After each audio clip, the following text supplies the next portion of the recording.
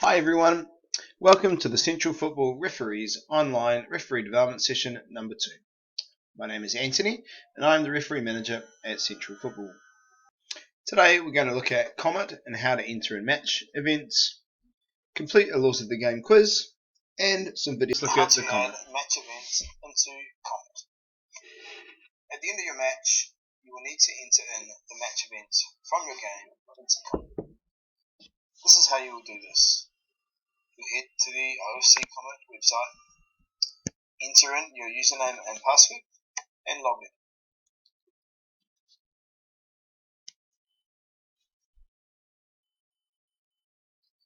Once you're logged in, you'll go to the Officials and Referees tab.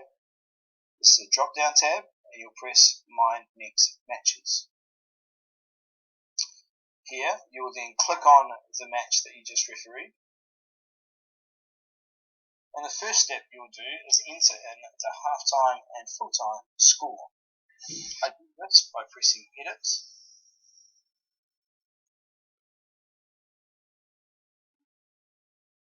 using my scroll bar on the right to the bottom, and enter in the score. Once this is completed, scroll back up and press Save. Once saved, this allows the score to automatically roll onto the Central Football website. So players, coaches, spectators, supporters can then see the scores updated quickly after their matches. After entering the scores, I will then enter in the match data for the particular game. In this example, I'm going to use Arles Construction Massey University, the away side for this game. Here you'll see the players that played the match on the right hand side.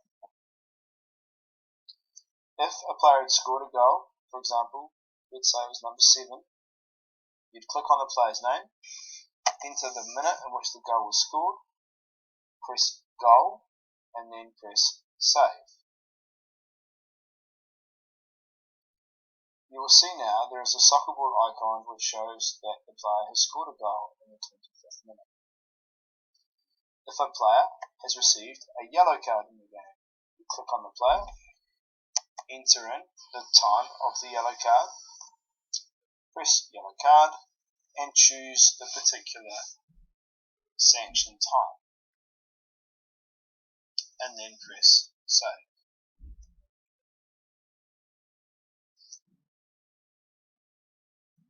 To confirm, you'll see the yellow card and the time icon next to the player.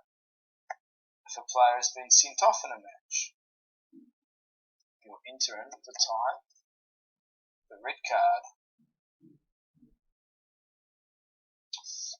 the caution or dismissal code, in this case violent conduct, and opponent,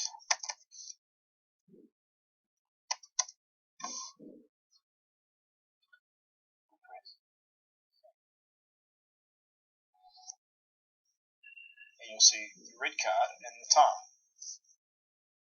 If there has been substitutes in the match, where the match is required to have 3 substitutes only, you click on the player entering the game, in this case number 13, the time in which the substitute occurred, press Substitution, and you have a drop down box of the player that left the field of play, in this case number 3. So complete this process for every match event that you have for this particular team. You'll see the substitute is demonstrated by the substitute icon, the player that came off, and the time.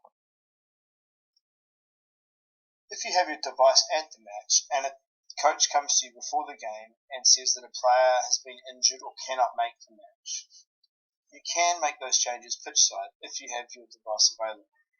I'll show you how to do this. For example, let's say before the match, number 5 could not make the match and is being replaced. You press the trash can on the right hand side. The player now moves to the left hand side and you can select an available player. Say number 4 is entering the game. You press L for lineup, and if he's going into the starting lineup, SL, and then press the arrow to move the player across. You will now see number 4 featuring in the starting lineup. If a player is not wearing the jersey, the same number that was recorded and commented before the game by the coach, you can change this by pressing the trash can. Number 10 for this example is going to change jerseys, and he's going to be wearing number 18. So you put 18 in here, lineup, starting lineup, because we're starting the game, and move the player across. I understand you may not have time or the device available to be able to do this. So, players can still make these changes with coaches, but you can record this information on your notebook to complete once you return home, before entering your match data. If you have any sanctions against the team officials, then this can be completed in the top part of this particular screen. The coach's name would be here, the assistant coach here, for example, and the ability to add sanctions next to the names here. Once you've completed that match information for both sides, the home side and the away side, return back to the front page. And as you would if you were signing the team sheet to say everything is correct, you'll press edit.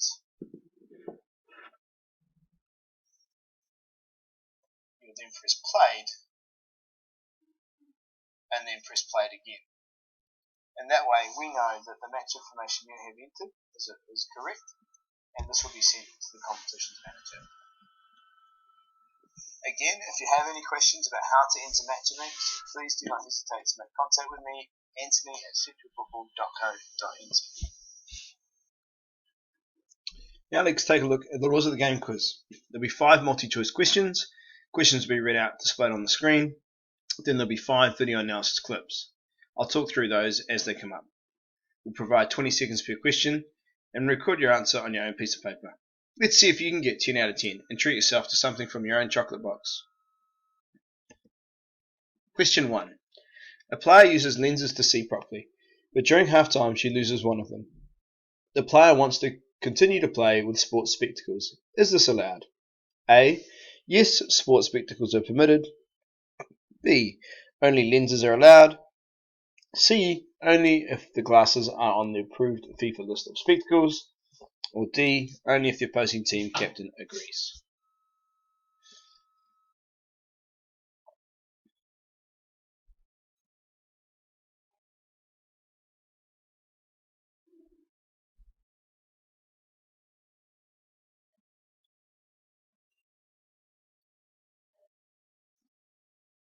Question number 2. An attacker is inside the penalty area and is unable to move out before the goalkeeper takes a goal kick quickly. The attacker intercepts the ball and scores. How does the referee restart play? A. Goal kick and yellow card to the attacker. B. Retaking goal kick. C. A kickoff. D. Indirect free kick from the position the attacker touched the ball.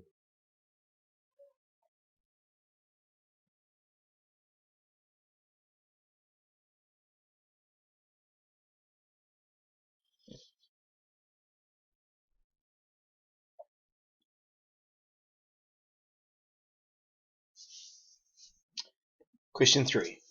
A player enters the field of play without the referee's permission and stops a promising attack by deliberately handling the ball. What action does the referee take? A. No further action. B. The referee shows a red card and dismisses the player from the field of play. C. The referee shows a yellow card and cautions the player. D. The referee shows the yellow card twice, followed by the red card, and dismisses the player from the field of play.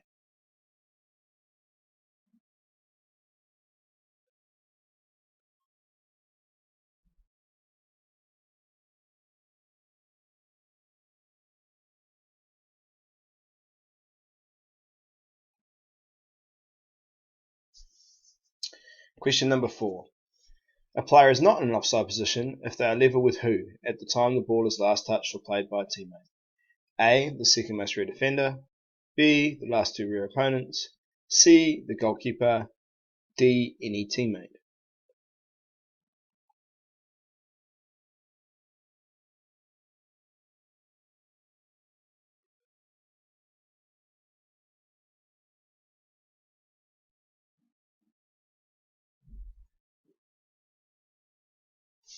And question number 5.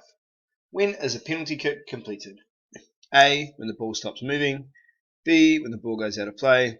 C. When the referee stops play for an infringement.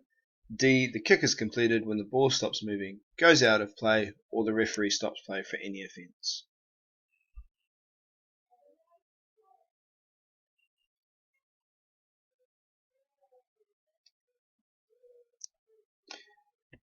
Now for the first video clip.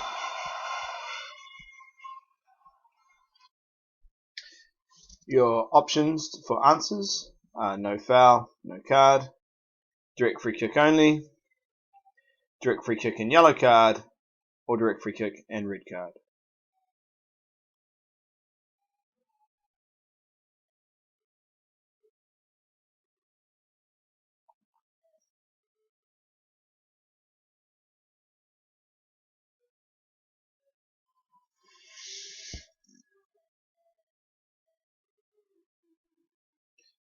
Video clip number 2.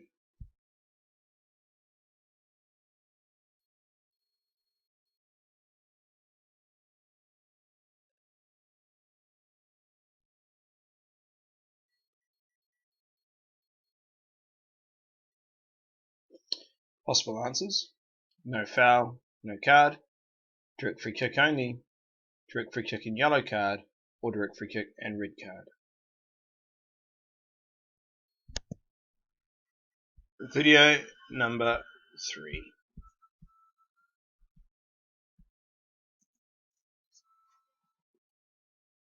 Your options are no foul, no card, direct free kick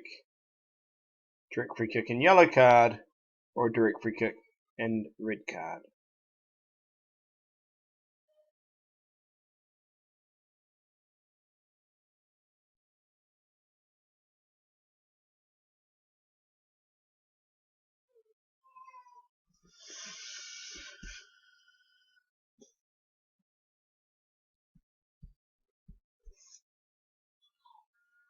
Here's the next video clip.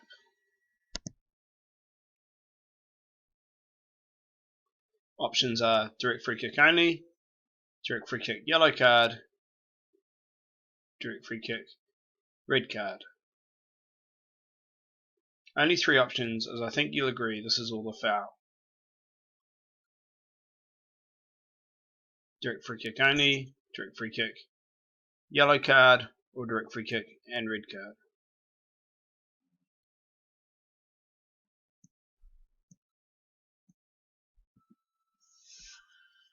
And the final video, number 5.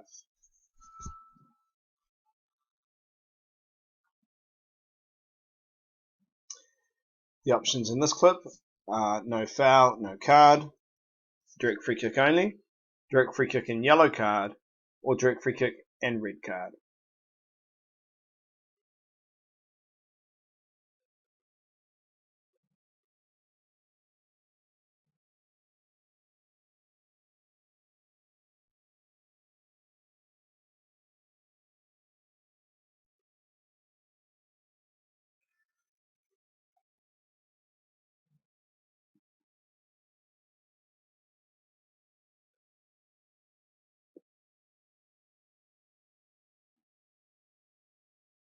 Now let's see who got 10 out of 10.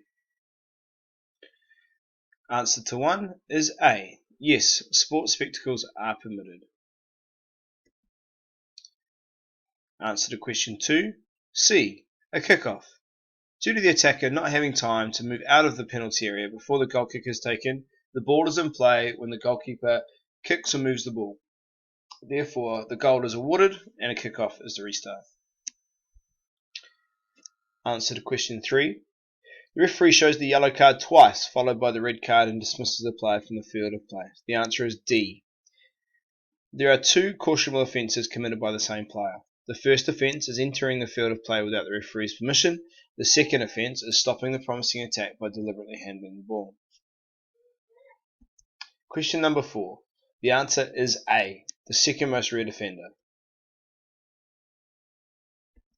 And the answer to number 5 is D. The kick is completed when the ball stops moving, goes out of play, or the referee stops play for any offence. Now, let's have a look at the video answers. In this clip, you see White 19 challenges an opponent. He tackles the player using his studs whilst challenging for the ball. The studs make contact with the top of the opponent's foot in a reckless manner due to the point of contact and the part of the body used.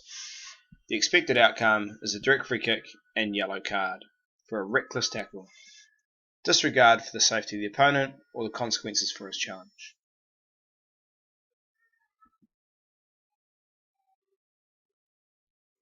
Now for the answer to clip number 2.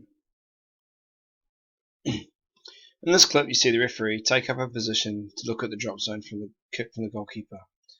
The referee has good proximity and clearly makes the decision that a foul has been created by white number 10. Here you can see white number 10 challenge using the studs on the foot of the opponent. White number 10 has disregard for the safety of the opponent or the consequences of the challenge. A direct free kick should be awarded with a yellow card. Video number 3.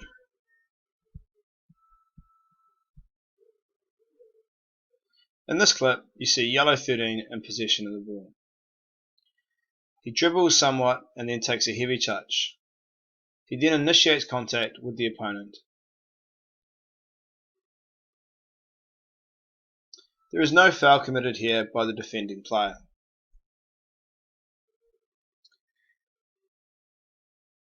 Yellow 13 looks to get a direct free kick by hitting the ball too far and running into blue 4. The expected outcome is no foul and play should continue. As a match management technique, you may choose to speak to Yellow 13 around his behaviour and looking to simulate a foul.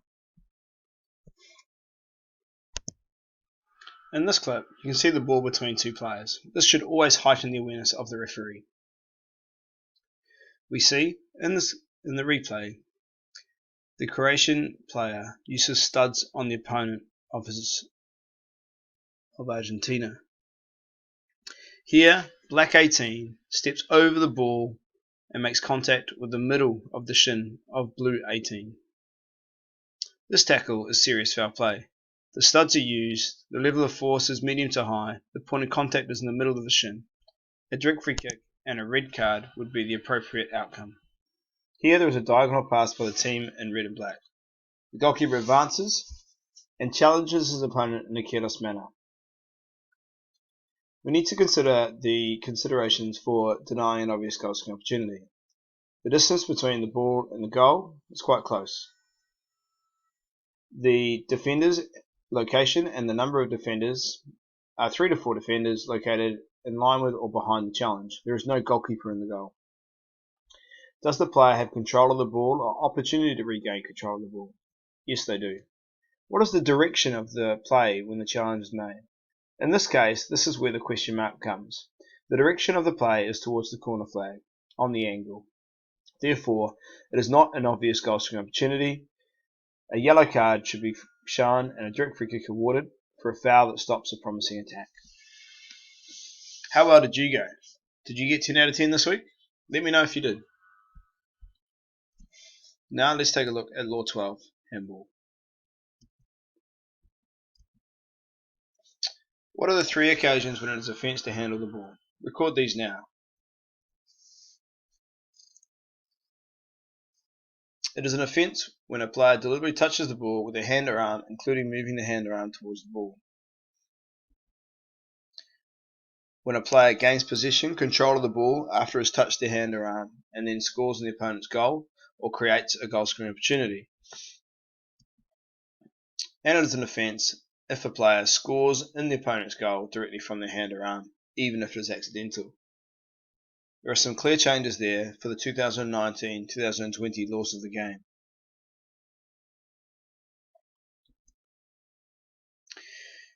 These changes came about because football does not accept a goal being scored by hand or arm, even if it is accidental. Football expects a player also to be penalised for handball if they gain possession or control of the ball and they gain a major advantage. In football, it is natural for a player to put their hand or arm down between the body and the ground for support, and having the hand or arm above shoulder height is rarely a natural position. Players do take a risk by having the hand or arm beyond shoulder height, including when they're sliding on the ground, and if the ball comes off the player's body or off another player who is close by onto the hand or arm, it is often impossible to avoid contact with the ball. These are considerations the referees must take when looking to penalise handball. Not every handball is a yellow or red card. Take a moment now and pause the video. See if you can write down the occasions when a yellow or red card must be shown. A handball becomes a misconduct when a player deliberately handles the ball in an attempt to score a goal. Deliberately handles the ball at a shot on goal. Deliberately handles the ball to interfere with a stop or promising attack. Deliberately handles the ball in an attempt to deceive the referee. Deliberately handles the ball to deny their opponents an obvious goal. And deliberately handles the ball to deny their opponents an obvious goal scoring opportunity. The first four are yellow card offences, and the last two are red card offences. Let's take a look at some videos to exemplify what we've been talking about. In this video, you see the attacking team cross the ball, with the defensive side defending and the defender raising their hand to stop the shot from the header. The expected outcome is a penalty kick and a yellow card.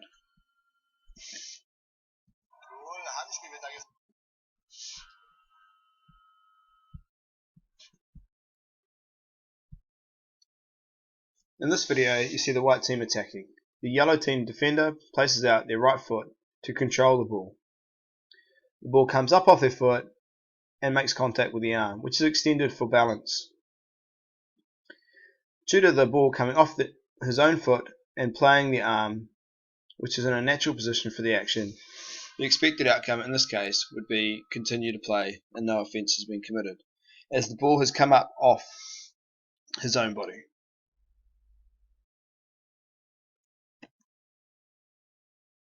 Here comes the cross, the arm is out, the leg is out, the ball plays the leg and then comes up and hits the arm. No offence, continue to play.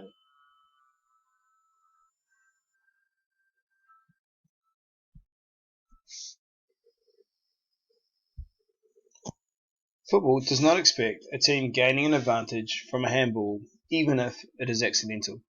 In this case, the ball accidentally comes off the red player to his teammate, who then has an opportunity to shoot at goal. In this situation, a direct free kick should be awarded for handball. Even though this is accidental, a major advantage is gained by the team attacking in red.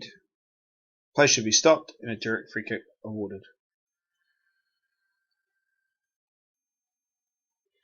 Finally, football does not accept a goal being scored after the ball has touched the hand or arm, even if accidental. In this clip, the ball comes from a corner kick. It is headed by the blue attacker, and you'll see on the replay the ball touches the hand or the arm after it hits the head, as I've paused the video here, and enters the goal. You can view the video again. The ball comes from the corner. The ball comes from the head of the attacker, and as you'll see on the replay, the ball touches the forearm of the attacker after hitting the ball, then enters the goal.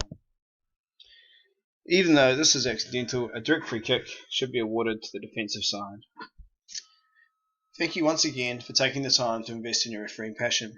We look forward to creating the next online development module for you. And if you have any topics you'd like to request, any questions or comments, please email me, anthony@centralfootball.co.nz. Stay safe and stay home. Ngā mihi and kia kaha.